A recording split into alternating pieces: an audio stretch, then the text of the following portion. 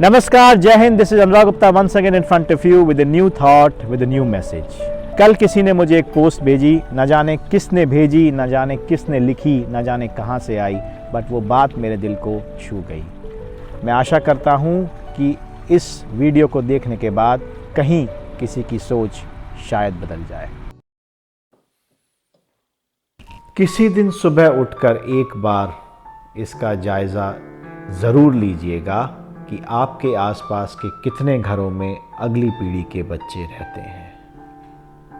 कल आप एक बार अपने मोहल्ले में, अपनी उन गलियों में पैदल निकलिएगा जहां से कभी सालों पहले आप अपने दोस्तों के संग मस्ती करते हुए स्कूल जाते थे। तिरछी नज़रों से झांकिए हर एक घर की ओर, आपको मिलेगी एक चुपचाप सी भौंकती हुई सुनसानियत। ना कोई आवाज़, ना बच्चों का शोर। मिलेंगे तो बस किसी किसी खिड़की से लोगों को ताकते हुए कुछ बूढ़े। आखिर इन सूने होते घरों का और खाली होते मोहल्लों का कारण क्या है?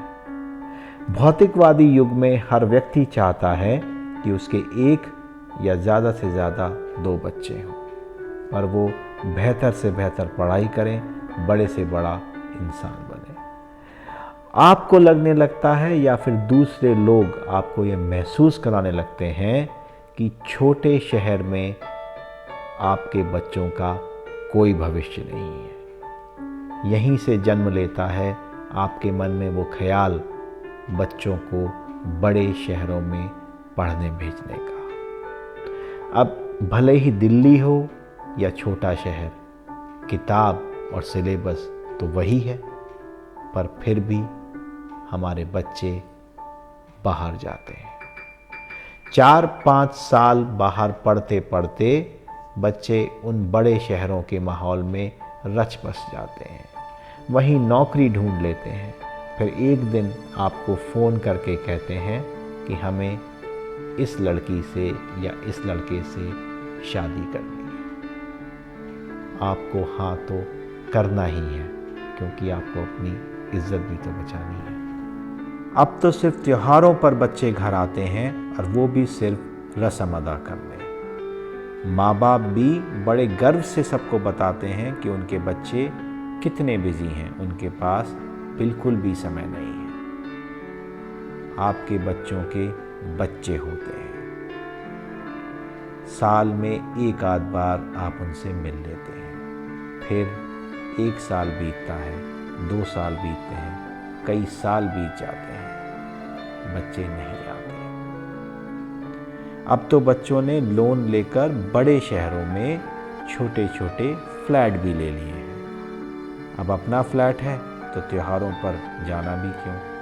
अब आते हैं तो कोई ज़रूरी शादी ब्याह में, और शादी ब्याह भी होटल से होता है। मोहल्ले में और घर जाने की तो अब ज़रूरत ही नहीं पड़ती। हाँ, शादी ब्याह में कोई मोहल्ले वाला कभी मिल जाए तो पूछ लेता है कि बेटा अब तो तुम आते नहीं हो, तो आपके बच्चे का जवाब होता है कि अंकल अब छोटे शहर में रखा ही क्या है, हमारे भी तो बच्चे हैं, उनकी भी तो पढ़ाई है। खैर, बेटे बहुओं के साथ आप कुछ समय के लिए उनके फ्लैट में रहने चले जाते हैं, पर किसी भी फ्लैट में अब इतनी जगह नहीं होती कि बूढ़े खांसते बीमार माँ बाप को साथ में रखा जाए। आप लाचार होकर वापस अपने ही उन बनाए हुए घोंसलों में लौट आते हैं। फिर उन सूने पड़े घरों में दरवाजे की ओर ताकते हुए आप सिर्फ अपने बच्चों की आस में जीते रहते हैं। एक दिन आता है, उनकी याद करते करते आप इस दुनिया से चले जाते हैं। आपकी बुढ़ापे की इस तन्हाई का कारण क्या है? क्या वो कारण समाज है? क्या वो कारण आपके बच्चे हैं? क्या वो कारण आप खुद है। यह बात सोचने की है। जब आप इसका दोष ढूंढने जाएंगे कि दोष किसका है, तो असल दोष माँ बाप का है, असल दोष आपका है। जो सपने पूरा करने के लिए आपने अपने बच्चों को घर से बाहर भेजा, वो सपने असल में आपके थे। आपने उन्हें बाहर भेज तो दिया, पर उनको यह बताना भूल गए कि कभी वक्त पलटेगा और उनको आपकी ज़रूरत होगी तो उनको वापस आना ही पड़ेगा। बुढ़ापे में बच्चों का पैसा, बच्चों के फ्लैट, बच्चों के फ़ोन कॉल्स, ये काम नहीं आते। बुढ़ापे में अगर कुछ काम आता है तो बच्चों का साथ। आज वक्त है हर माँ बाप के लिए धारणा बदलने का कि छोटे शहरों में भी रोज़गार मिल सकता है, छोटे शहरों में भी रोटी मिल सकती है। आज वक्त है हर उस नौजवान को यह सोचने का कि जब उसके माँ बाप बूढ़े हो जाएंगे तो उनको अपने बच्चों का साथ चाहिए। अकेले सिर्फ माँ बाप नहीं हैं अपने छोटे शहरों के सूने मकानों में, अकेले आप भी हैं। जब आपके बच्चे बड़े होकर निकल जाएंगे तो आप भी वही अकेलेपन का शिकार बनेंगे जो आज आपके माँ बाप बन रहे हैं। उनको साथ दीजिए।